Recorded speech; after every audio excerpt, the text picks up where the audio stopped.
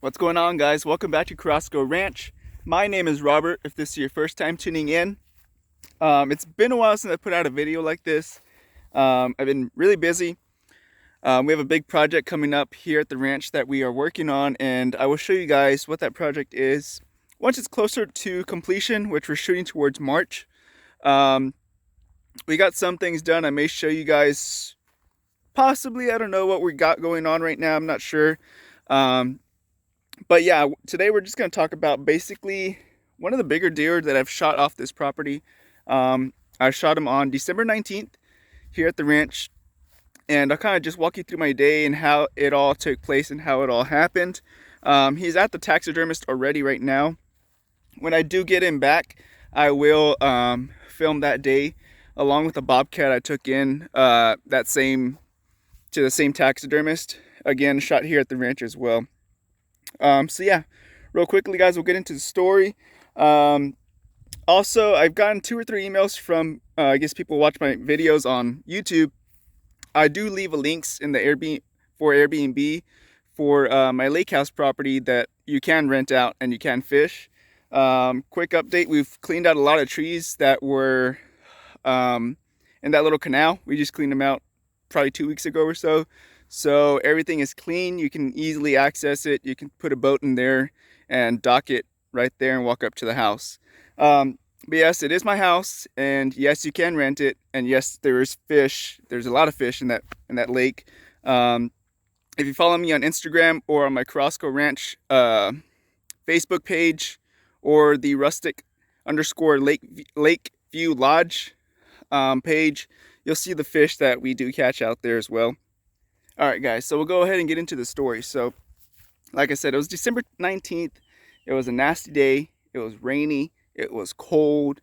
It was misty. It was just a bad day. Bad day to be out here, right? Not a bad day for the animals, but a bad day for a human being to be out here. It was cold, misty, cloudy, just nasty weather, right? Nasty day to be on the roads, period. But yeah, so anyways, I came out here, and I'm working on a project, which I'll show you guys maybe in the next 2 weeks or so. It's a big project. It's going to be open to the public, so it's pretty exciting. It's a big deal. But yeah, I was working on that project till probably about noon. And that day, my fiance had texted me if I wanted to come over for dinner, that they were going to celebrate Christmas on the 19th. So I was like, okay. I was planning on sitting in the deer blind that afternoon, but I'll see if I can squeeze in both, you know, try to make time for both if I could. So when she texted me that, I went home, showered, got dressed, took off, and I was probably there at her parents' for, I don't know, an hour, maybe an hour or so. And I was like, well, I got to get going. I got to go sit in the deer blind. Don't want to be rude, but you know, it's important to me. I want to go over there and sit in the deer blind. So that's what I did. Came back over here. On my way home, I actually texted my dad. I was like, hey, do you want to come with me? He said, sure, I'll be ready and dressed. By the time you get over here, just come pick me up. So went over there, swung by my dad's house, picked him up, brought him over here with me to the ranch. We ended up deciding to go into 2 separate blinds. And my dad said he wanted to rattle. So I was like, okay, that's fine. It was still, you know, if not the peak, close to the peak of rutting for the deer, so it would have worked out perfect. So he gets in one blind. I walk over here to another blind. This blind right there, actually. That's the one I was sitting in. And he was probably, I don't know, 200 yards away or so. And I could hear him rattling ever so slightly. I could hear it.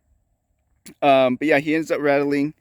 And then he texts me, hey, I just had an 8-point and a doe show up. Wasn't able to get a shot off. Excuse me, just burped. They went in and out of the brush so quickly. I was like, okay, great. That's a good sign. They're moving. This time it's already about, I don't know, 4 o'clock, 4:30? Almost 4:30, actually. It's almost 4:30. So say between 4 and 4:30 is what time he texted me that. And then right behind me, literally right back there, a little 6-pointer comes out from behind me. And this time I had the wind in my face. So he literally came from behind me where the wind is going and didn't pick me up though. So thankfully he didn't pick me up. He was a young buck, but he didn't pick me up. Then at that same time, when he's walking out of there, just nonchalantly just walking out, a doe comes out from this feeder. She comes out from the side of that brush. And of course, he's looking at her. She walks out. I was like, well, we'll see what happens. Maybe they'll bring in something else. Of course, they're rutting. With that in mind, probably, I don't know, a good solid 30 seconds, maybe less than a minute, I see a buck. A nice looking buck. 10-point buck.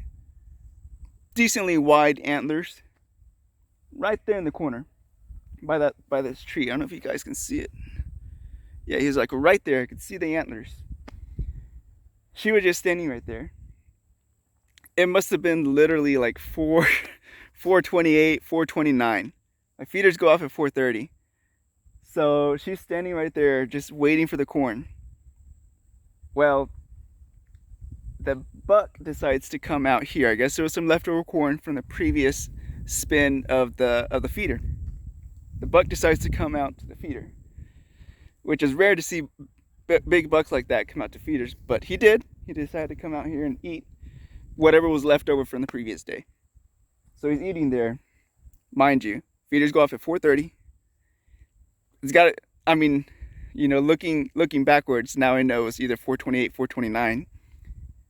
Like I said, he's sitting there at the feeder. Say 4:29, he's in some seconds. He was there maybe 5 seconds. Feeder goes off, scares the shit out of the freaking deer. Deer runs behind this pile there. He runs behind this, goes and gets behind that big tree right there. And all I can see is the antlers because his whole body's just hidden behind that big tree. I was like, well, when I saw him running, I was like, oh shit, there goes my chance.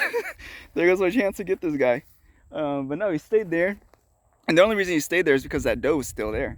He saw that the doe didn't get scared. She stayed right there, didn't budge. Maybe took a step or two back, let the corn fall, and just nonchalantly just walked right up to the corn. Took a couple bites. The deer, he ends up circling back around from, let's see if I can find it, that tree over there. Where is it at? That one. He ends up circling around and coming out this side of the feeder.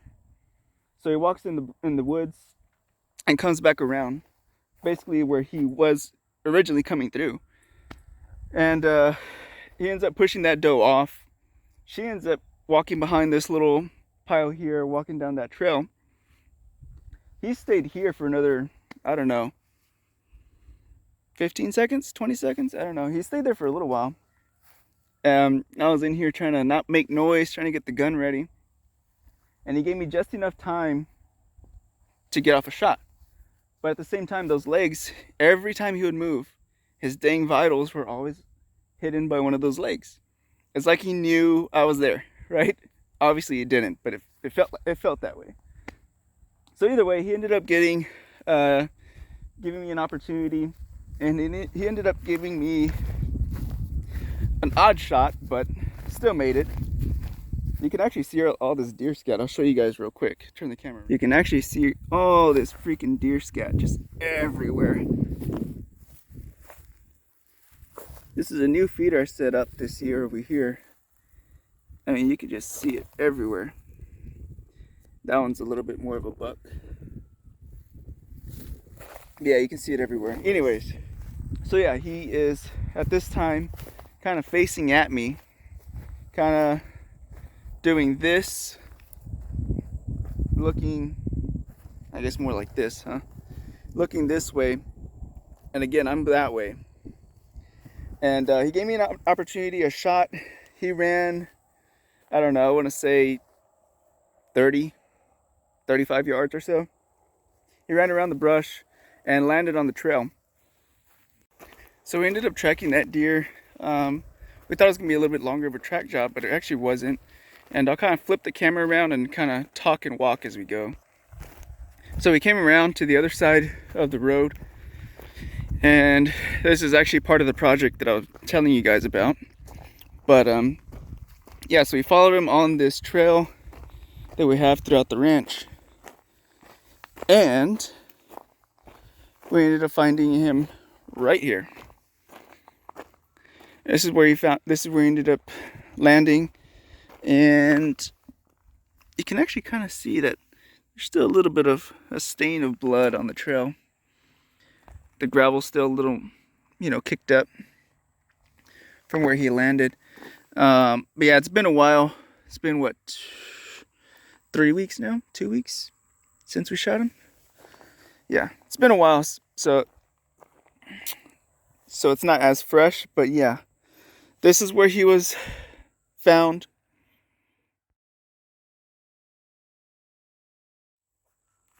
But yeah, guys, so that was pretty much the story of this guy.